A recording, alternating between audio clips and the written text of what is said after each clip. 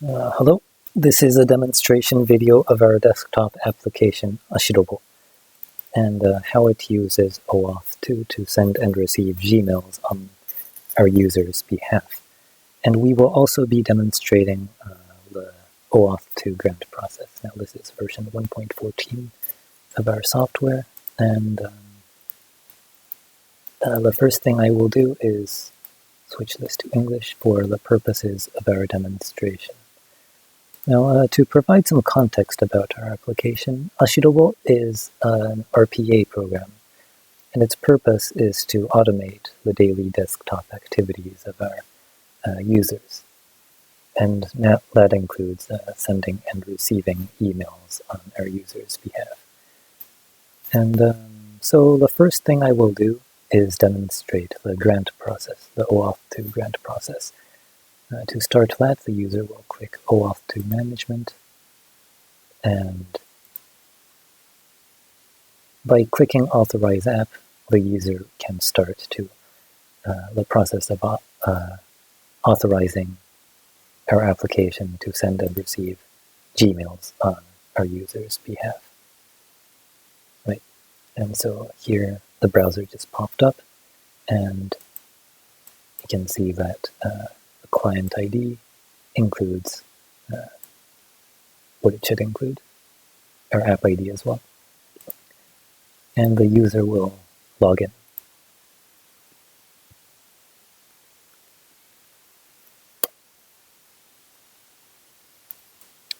Now this displays because our application has not yet been verified, but once this is verified, the user will not see this. Right? And here we can see that our application can only view and modify emails, but not delete emails on the user's behalf. And those are all the permissions that our application requires to send and receive emails on our user's behalf. Clicking here shows the terms of service. The user can review this, and also the privacy policies. And here it explicitly states that we can use Gmail, and we require Gmail only for sending and receiving emails on the user's behalf. And of course, none of the information within the restricted scope leaves the user's own physical PC. And of course, none of that is sent to any server, because this is purely a desktop application. Nobody has access to any of the user's information. None of the information ever leaves the user's PC. And we also adhere to the limited use policy of Google.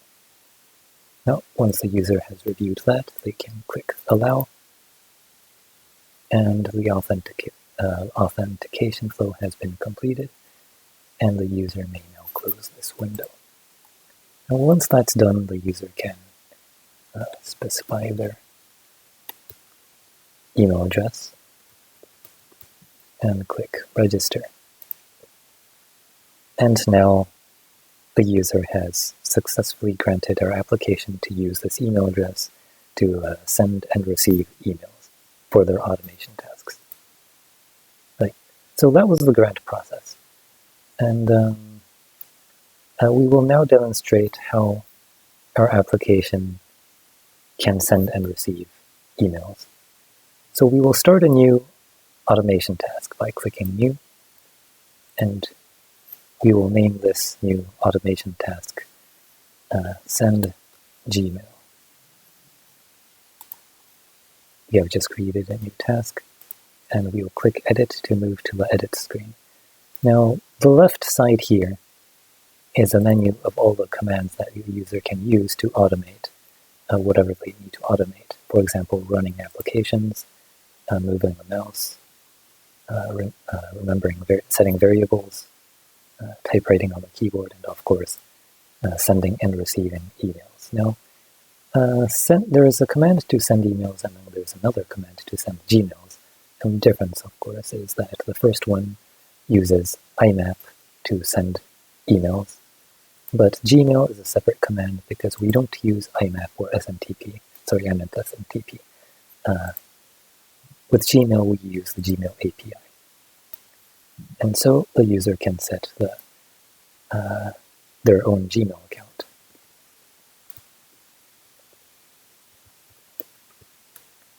And we will be sending an email to ourselves. And the subject will be send Gmail demo, and the body can be Gmail with an exclamation mark. Okay. Now the user can save this, and by running this, our application will send an email using those credentials on the user's behalf. Right? And that was a success. And so to verify that the email has actually been sent, we will check the browser.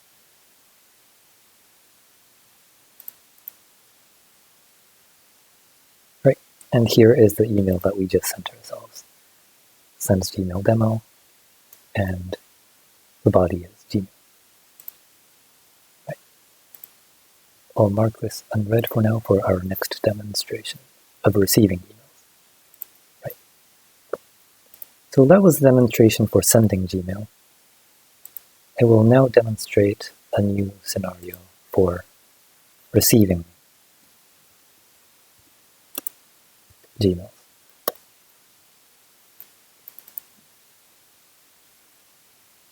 Right, so here is our new task. And once again, receive Gmail. And the user can type in their Gmail address. We're not interested in attachments, so we don't specify a folder. And we will only be reading unread emails. So the user will click OK, and that's it. Now, this command, I will explain how this works. For demonstration purposes, in this automation task, the first thing I will do is open up Notepad. And in Notepad, I will be printing out the subject and the body of the emails that we receive. Now, the way this receive email command works is for each command, or rather, each email that is received by this command, it can perform specific commands. In this case, we will be typewriting the subject and the body of every email that we receive. So here's a list of variables that we can use. This one is the subject, and this one is the body, and we will press enter at the end. Right, and that's the end of this task. Now the first thing we will do is open Notepad, and then we will start receiving emails, all unread emails in this email address. And right now there is only one email address, or one email. And for each unread email, we will typewrite its subject and body. Let's try running this. Right, here's Notepad. Now it's receiving emails, and it has printed out the subject and body of each unread email in this address. Right. So we have successfully received email, or Gmail. Right. So that was the second feature that requires Gmail, or rather, the second feature which required our application to use Gmail on our user's behalf. Now there is a third feature that requires, or potentially requires Gmail, and that is notification emails. Now, as you can see, what we have done in our first two demonstrations is create two new tasks for sending and receiving Gmails, respectively. And by clicking run, we were able to run those tasks. But realistically, what the user would be doing is scheduling those tasks to automatically run those during specific times of the day. Right. And so to set notification emails, here is the user interface for setting notification emails. We will be using Gmail, so here is a new drop-down for Gmails, and we will be, in this case, we will use our Gmail address to send and receive notification emails, right? And that's the end of the setup, and click apply. And we will now schedule the receive Gmail schedule or task to run at a certain time today. So it's 4:29 right now, so exactly at 4:30, let's 16:30, there we go. At 16:30 today, our application will automatically run this receive Gmail task. So that will be in approximately 10 more seconds.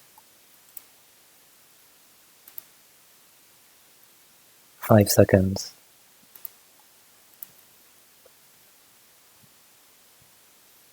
Right? And the task has started. Notepad has started and it's running this task, which involves opening Notepad and printing out the subject and the body of the email that has been received. Right? And now that the schedule has been run, we can verify that. Oh, there we go. Okay. The notification email has indeed been sent. The name of the task was receive Gmail. It started at 16:30. It ended 6 seconds later, and the result was a success. Right. So that's that for the demonstration. So to summarize, our application requires Gmail to primarily do 3 things. One is to send Gmails on behalf of the user.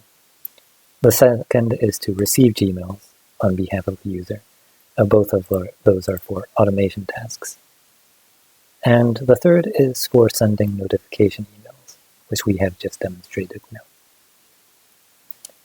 And I believe that is it for our demonstration. Thank you very much.